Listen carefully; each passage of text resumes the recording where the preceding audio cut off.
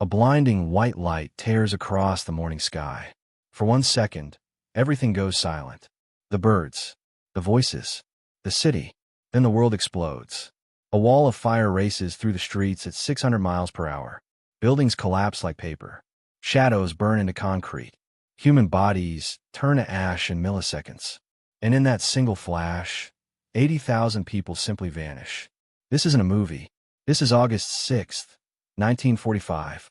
And what you're about to see has been hidden from the world for almost 80 years. The city is Hiroshima, Japan. At exactly 8:15 in the morning, a single bomb falls from a plane called the Enola Gay. Its name, Little Boy.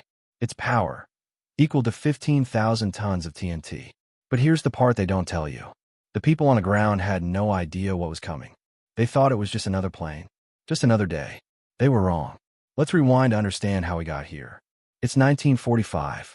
World War II has been raging for 6 brutal years. Europe is in ruins. Millions are dead.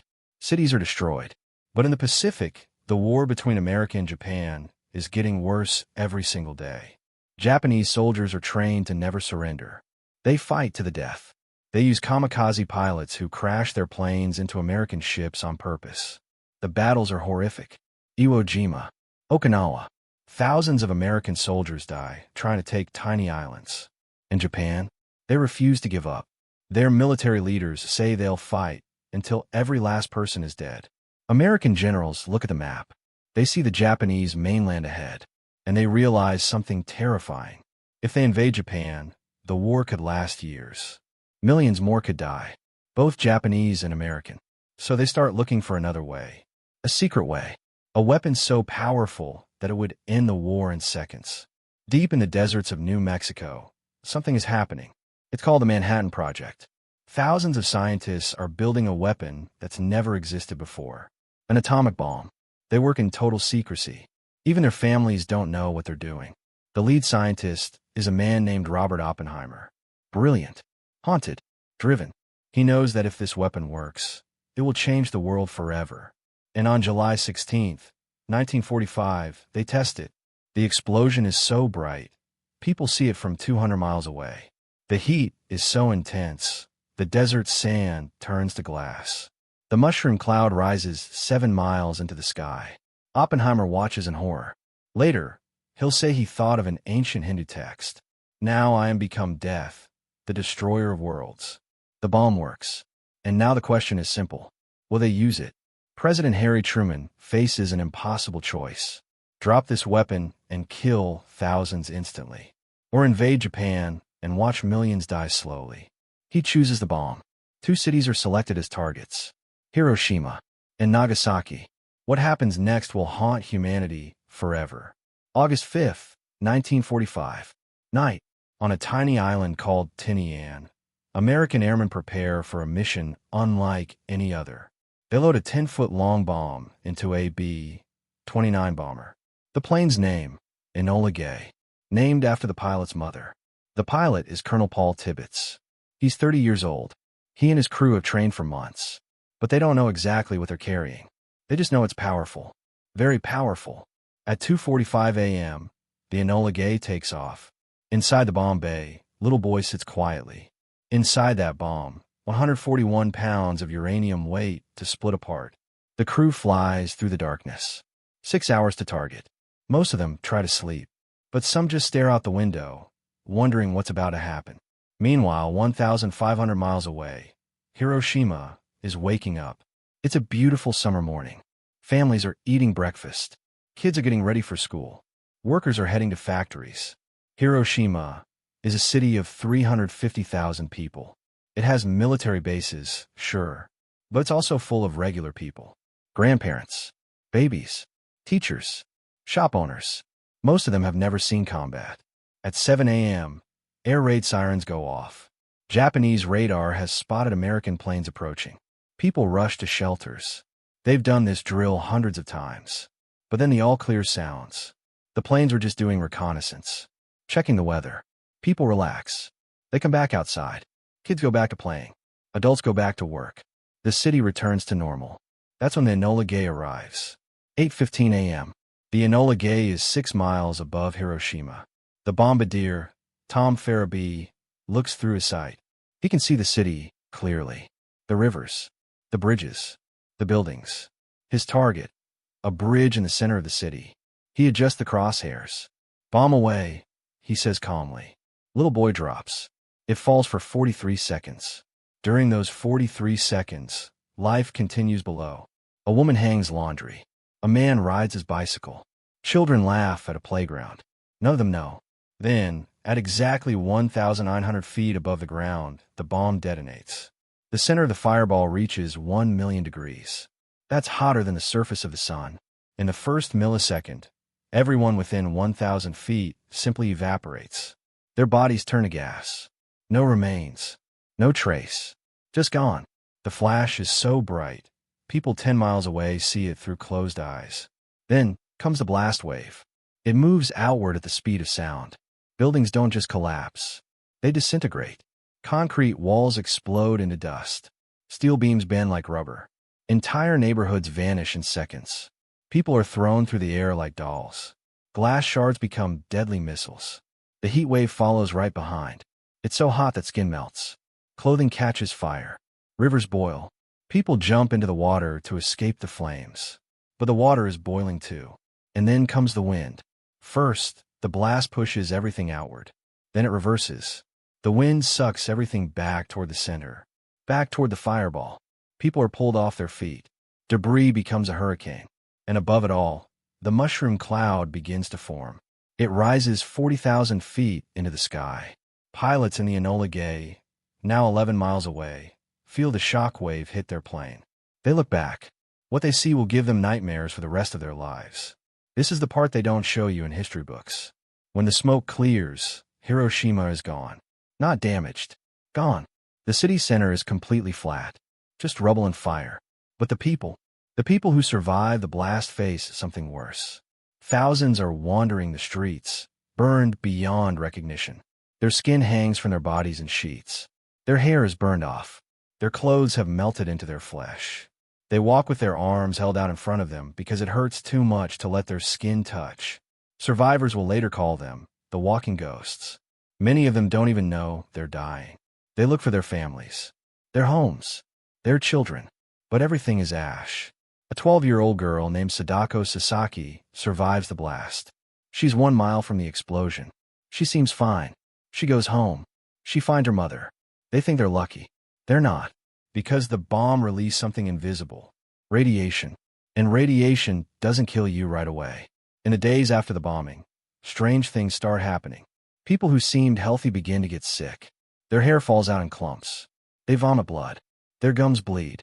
Purple spots appear on their skin. Doctors don't understand what's happening. This is radiation sickness. But in 1945, most people have never heard of it. Victims die in waves. First, the ones who were close to the blast. Then, the ones who were further away. Then, the ones who seemed perfectly fine. Within a week, 80,000 people are dead. By the end of the year, the number rises to 140,000. And that's just Hiroshima. You'd think one atomic bomb would be enough. You'd be wrong. 3 days later, on August 9th, America drops a second bomb. The target, Nagasaki. The bomb's name, Fat Man. And this time, it's even more powerful. August 9th, 1945, 11:02 a.m. The people of Nagasaki have heard about Hiroshima. They know something terrible happened there, but they don't know what. The Japanese government has kept it secret. They don't want people to panic. So when the air raid sirens go off that morning, most people ignore them. Just another false alarm, they think. But this time, a B-29 called Boxcar is carrying Fat Man. The original target is a city called Kokura, but it's too cloudy there. So they divert to Nagasaki. At 11:02, the bomb drops. Fat Man is even more powerful than Little Boy. It explodes with the force of 21,000 tons of TNT. The fireball is bigger. The mushroom cloud is taller. And once again, a city dies. 40,000 people are killed instantly. By the end of the year, another 70,000 are dead. Entire families are erased. And this time, the world knows what happened. Because this time, there are photographers. Here's what you need to know. After the bombings, the American military sent camera crews to film the damage. They wanted to document everything. But here's the twist. That footage was classified. For years, the American and Japanese governments kept it secret. They didn't want the world to see the true horror. The melted faces, the char bodies, the destroyed children. It was too disturbing, too real. Some of that footage wasn't released until the 1980s, 40 years later, and some of it's still locked away. The people who survived the bombs are called hibakusha. It means explosion-affected people, but that name doesn't capture what they went through. Many of them were horribly scarred. They faced discrimination for decades. In Japan, some people believed radiation was contagious. Hibakusha couldn't find jobs, couldn't get married. Some hid their scars for their entire lives. Remember Sadako Sasaki, the 12-year-old girl? She seemed fine after the bombing. But 10 years later, she developed leukemia. While in the hospital, she started folding paper cranes. There's a Japanese legend that says if you fold 1,000 cranes, your wish will come true. Sadako folded more than 1,000 cranes. She wished to live. She died anyway. She was 12 years old. Today, there's a statue of her in Hiroshima Peace Park. Children from all over the world send paper cranes in her memory. Millions of them. For 80 years, people have argued about one question. Did America need to drop those bombs? The official answer, yes. The bombs ended the war. They saved millions of lives by preventing an invasion. But here's what they don't tell you. Japan was already losing. Their navy was destroyed. Their cities were being firebombed every night. Soviet Russia was about to invade from the north. Some historians believe Japan would have surrendered anyway, within weeks, maybe days. So why did America drop the bombs? Some say it was to send a message. Not to Japan, to Russia. The Cold War was about to begin. America wanted to show the world who had the most powerful weapon. And they did, by killing 200,000 people, most of them civilians.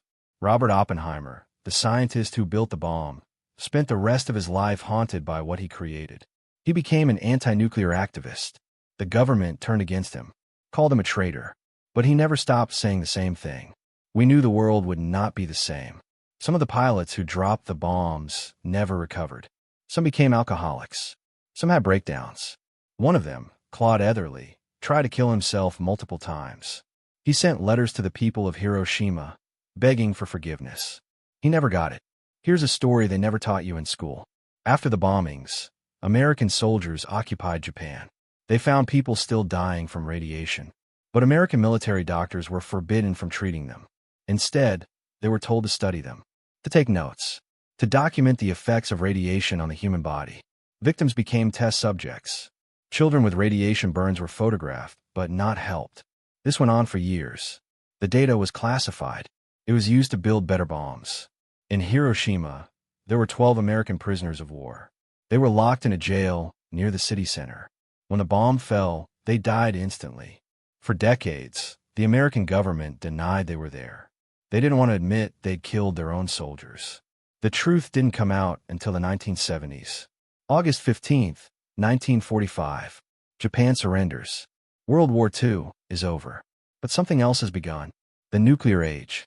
Within years, Russia builds its own atomic bomb. Then Britain. Then France. Then China. Today, there are more than 12,000 nuclear weapons on Earth. Enough to destroy every major city on the planet. Some bombs are 1,000 times more powerful than Little Boy. If a nuclear war started today, 5 billion people could die in the first few hours. The survivors would envy the dead. Here's why this story matters. The people who survived Hiroshima and Nagasaki spent their lives doing one thing, warning us. They traveled the world. They told their stories. They showed their scars. They begged world leaders to never use these weapons again. Most of them are dead now.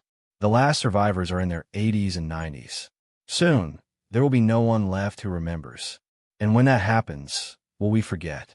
Will we forget what nuclear weapons actually do? Not in video games. Not in movies. In real life. To real people. To children. In 1982, a Japanese filmmaker named Tensei Okamura found something. Hours of footage. Filmed by American soldiers in Hiroshima and Nagasaki. Footage that had been locked away for 37 years. He fought to get it released. When people finally saw it, they were horrified. Not because of the destruction, but because of the people. The close-ups of burned children. The mothers holding dead babies. The hospitals full of radiation victims. This wasn't war. This was annihilation. And for the first time, the world truly understood what had been done. Here's what they'll never put in a textbook. The atomic bombings of Hiroshima and Nagasaki weren't just military actions. They were experiments.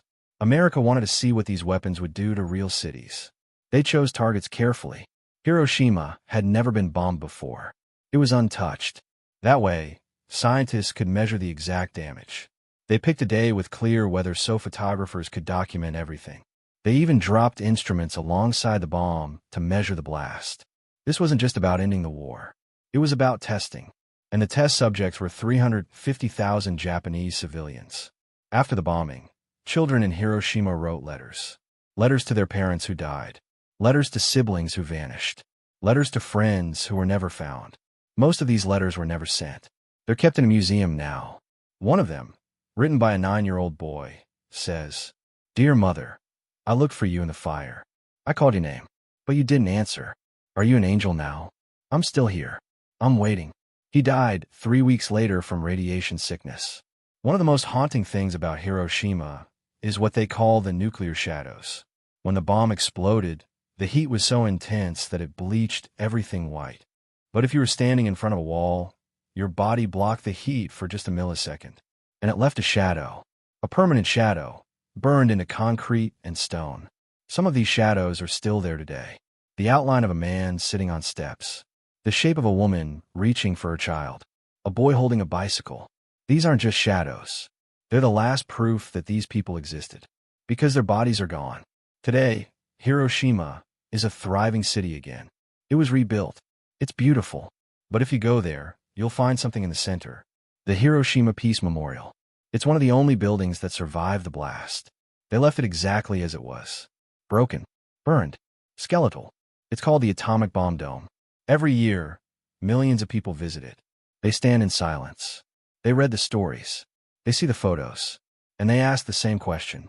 How did we let this happen? In 1947, a woman named Suunao Boy was interviewed. He was 20 years old when the bomb fell. He was standing 1 mile from the blast. The heat melted his skin. It fused his eyelids shut. He spent months in a hospital, screaming in pain. But he survived. And for the next 70 years, he told his story. He spoke at schools, at the United Nations, at peace rallies. He said the same thing every time. Nuclear weapons and humans cannot coexist. He died in 2021 at age 96, one of the last survivors. Before he died, he said, "I'm afraid the world will forget. And if we forget, it will happen again." There's something called the doomsday clock. It's a symbolic clock that shows how close humanity is to destroying itself. Midnight means total annihilation. In 1947, after Hiroshima and Nagasaki, it was set to 7 minutes to midnight. Today, it's at 90 seconds to midnight. The closest it's ever been. Because the threat isn't gone. It's worse. 9 countries now have nuclear weapons. Thousands of missiles sit in silos, ready to launch in minutes. And all it takes is one mistake. One miscalculation. One angry leader. And Hiroshima happens again. Except this time, it's not one city. It's 100 cities. So here's the question. What do we do with this knowledge? Do we ignore it? Pretend it's ancient history? Or do we remember? Do we honor the people who died by making sure it never happens again? The survivors of Hiroshima and Nagasaki didn't hate America. They hated war. They hated violence. They spent their lives fighting for one thing. Peace. Not revenge. Not anger. Peace. Because they knew something we're forgetting. There are no winners in a nuclear war. Only ghosts. On August 6th every year, Hiroshima holds a ceremony. At exactly 8:15 a.m., a bell rings. The entire city goes silent. Thousands of people stand together. They remember the dead. They pray for peace. And they release lanterns into the river. Each lantern carries a message. A wish. A hope that humanity will choose a different path. The lanterns float away into the darkness. Thousands of tiny lights. Each one representing a life lost. Each one a reminder. This is what happens when we choose destruction over understanding. When we choose power over people. When we forget that every bomb, every weapon, every act of war, it's not aimed at soldiers. It's aimed at someone's mother, someone's child, someone's friend. And once you understand that, You can never look at war the same way again. August 6, 1945, 8:15 a.m. In one blinding second, the world changed forever. 200,000 people died. Not soldiers, not warriors. People, grandmothers, teachers, babies, doctors, people who just wanted to live. And for 80 years, we've been living in the shadow of that moment. The shadow of the bomb. The question isn't whether it was right or wrong. The question is, will we let it happen again? Because the weapons still exist. The hatred still exists. The fear still exists. But so does the choice. The choice to remember. The choice to learn. The choice to say, never again. Hiroshima and Nagasaki aren't just history.